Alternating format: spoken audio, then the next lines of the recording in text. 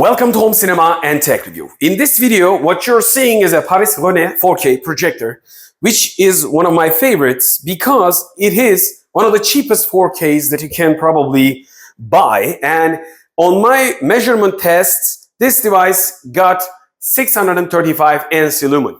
Reason that I'm shooting this video, I will show you bigger picture too, whether you can use a proper ALR, ultra short throw or long throw screen with a cheap projector and not enough of a brightness of a projector.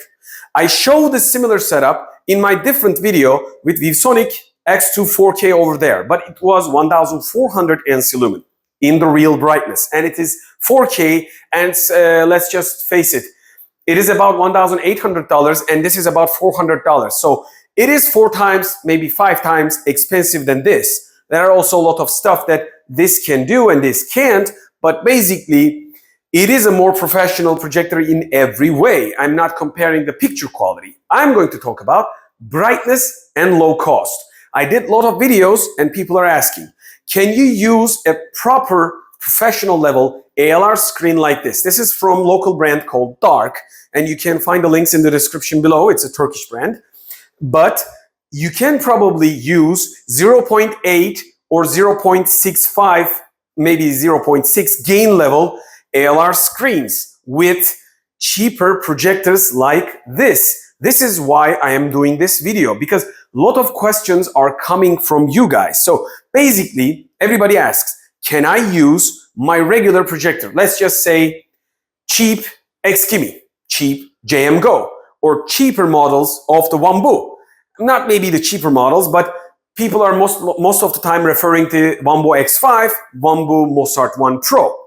And in this video, I am not showing with the Mozart 1 or X5 Pro, but the Paris René is 635 ANSI lumen in real power. So which is kind of like closer to X5 Pro. I guess it was about 560 to 600, again, 10-ish ANSI lumen. I don't remember exact value, but you can check my review. So basically these two are close. Like you can use this sort of projector screens with Wambu X5 Pro or maybe Paris René, maybe some Xkimi, JM Go, Anchor kind of like projectors. So when you can use it, 600 ANSI lumen and above, in my opinion. Let me just close the lights. This video is shoot auto exposure, which means the camera is trying to compensate the exposure. But you can clearly see TV level of contrast. And when I asked the guys in the office, everybody thought this is enough for a 100-inch TV style picture. And I think the same. So if you got a proper ALR screen, but as you can see, the brightness below is quite high. And I am going to expand this image to show you if you want to use this sort of screen with a let's just say 30-inch-ish size. Let's just do the device autofocusing, and I'm going to walk back again. There is no CGI here, and device is trying to expose. As you can see, this is not contrasted, and this is highly contrasted. Is it usable? In my opinion, when I look at straight like this, I can watch a movie with this. But once I know the brightness levels of white, with a cheaper projector like this, I could prefer high gain whites if I want to project above 135, and I am always referring back to my early videos.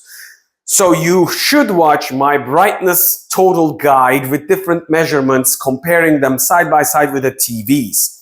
So basically, this could be a usable setup if you don't have the budget.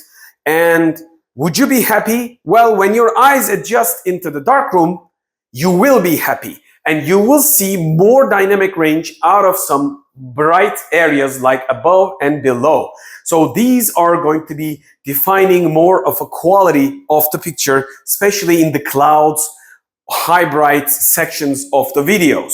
Like here, you're going to see a little bit of more detail. And basically this device is not a proper let's just say HDR, HLG supporting device. This is a budget-friendly 4K projector. When I open up the lights, of course, the white wall is totally gone because this is a lit room now. And the only light source is a single light LED bulb with a 10 watts. So the exposure is compensating just like our eyes. And I think this image is becoming pale. The reason behind it, brightness is not enough. I've showed you in my early videos. This, let me just get back to this. This is ViewSonic LS600W, and this device has 2500 ANSI lumen real power. On the declaration, it was 3500 ANSI lumen. And this is ViewSonic X2 4K. This is a short throw projector that I reviewed early, 1400 ANSI lumen. And you can use something like X2 4K without a problem at 100-inch scale. But that is 1400 ANSI lumen true power. But this one has only 600. So you can use it, in my reference, up to 100-inch sizes. But if you want to go above 100-inch, like this 135, you wouldn't want to do such a stuff. At least not in my baseline. My baseline is total brightness should be a little bit of over exceeding the ambient light. And I made a dedicated video about this in the channel with the measurements. It needs to catch, in my opinion, at least at 30% of a decent TV if you're going to use it with ALR. In order to do that, you gotta have a high brightness. So for this sort of 0.8 gain screens, my reference point is kind of like, again, for the manufacturers are saying the same, 1800 to 2200 ANSI lumen real power.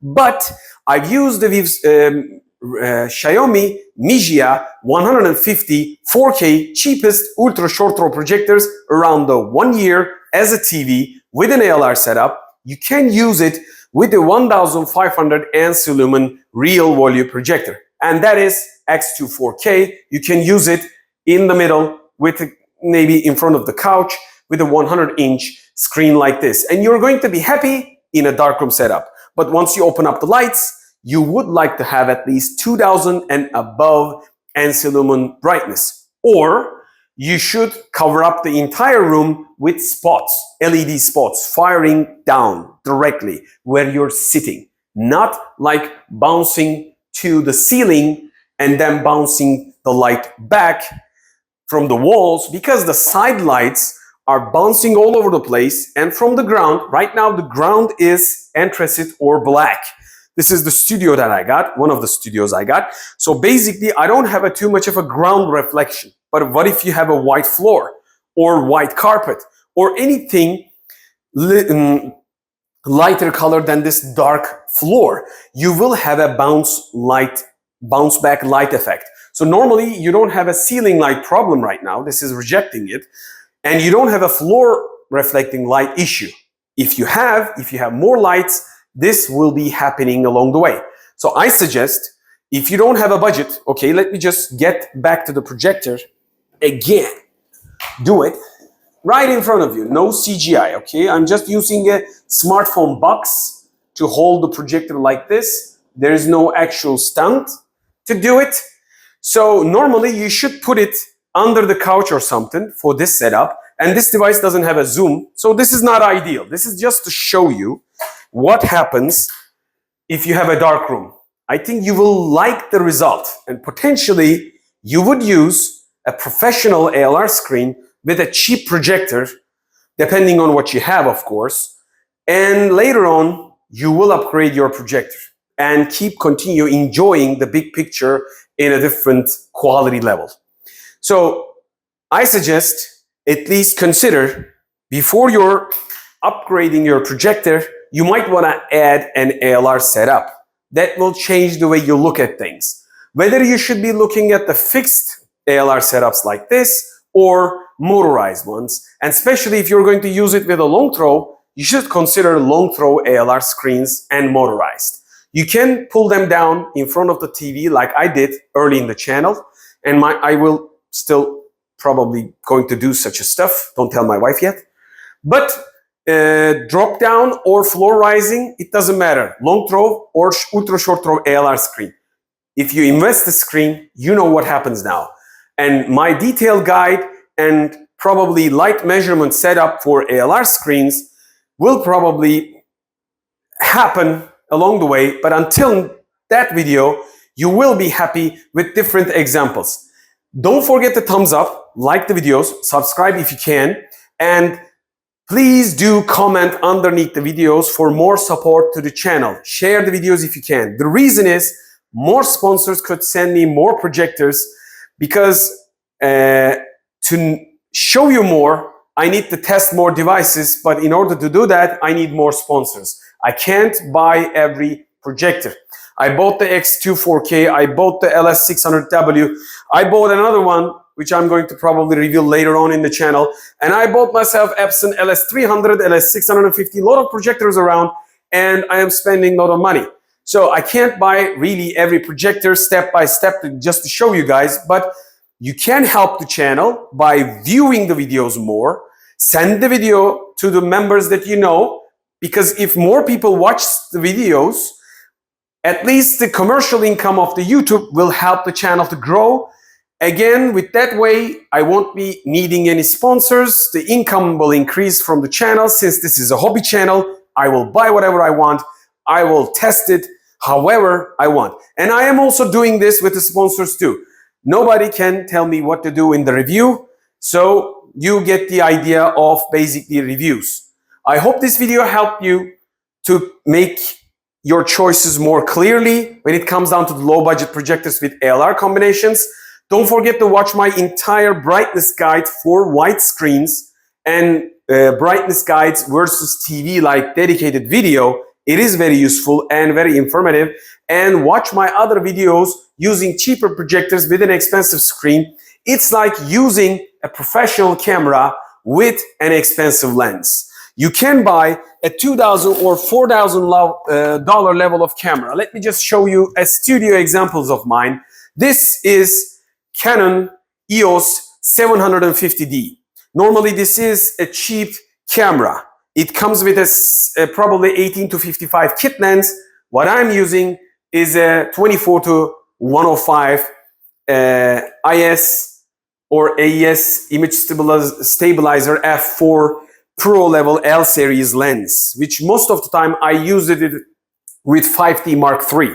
So you can use very expensive lens. This lens is expensive than the camera quite a lot with just a cheaper camera. And there are lots of reviews out there, cheaper body with an expensive lens or expensive camera with a cheap lens. So if you ask me, similar setup happens with the projectors.